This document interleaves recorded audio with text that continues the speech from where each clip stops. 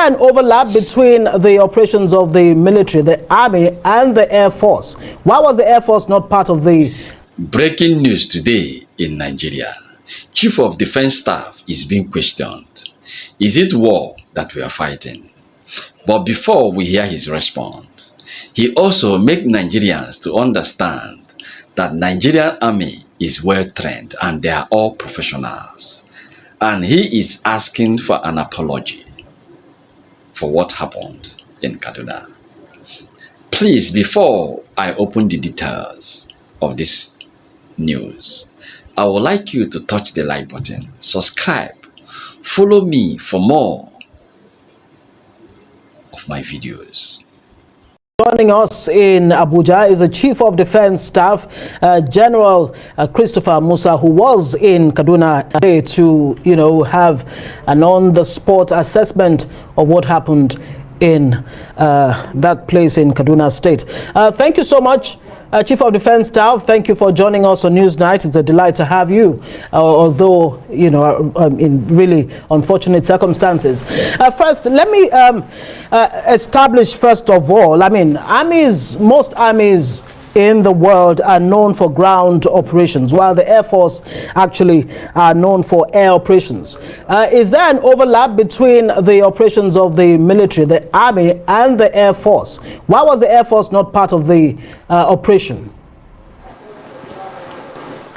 Thank you very much.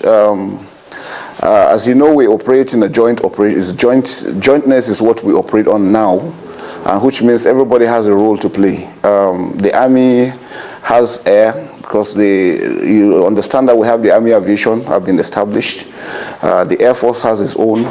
And the drones are also, these are enablers that we use for modern warfare. And so the pilots are well trained and well prepared for the operation. I just want to remind individuals that it is a war we're fighting. And mistakes, we make mistakes. As human beings, we all make mistakes, and this is just one of them. It was not deliberate.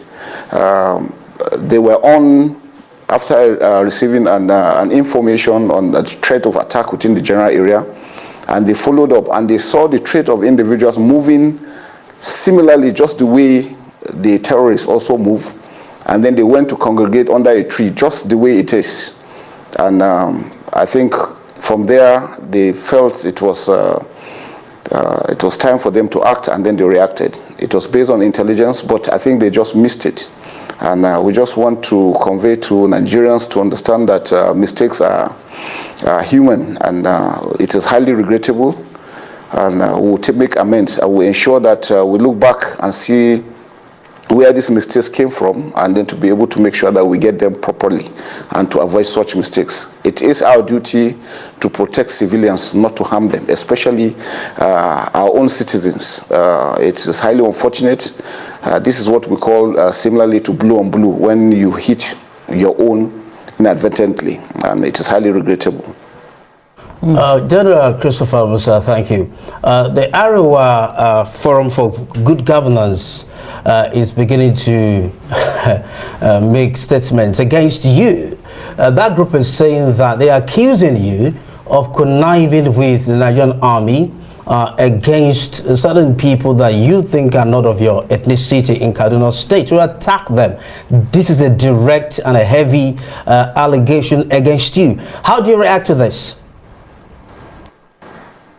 I think it's highly unfortunate, and you always understand that when situations like this happen, emotions run very high, and then people tend to have different emotions in how they react to issues. But it's highly unfortunate, it's highly regrettable. It's an ongoing operation that has been on for a long while, and we're trying to make sure that we're putting our best to ensure that we defeat the terrorists, and mistakes do happen. Nothing has to do with tribe, religion, ethnicity, or this or that. It's, anybody who has that kind of thought, I think, is not being truthful, is not being sincere about it. That community has both Christians and Muslims within the community, so it is not even just one tribe, and we have tribes from other areas that are also farming within the general area.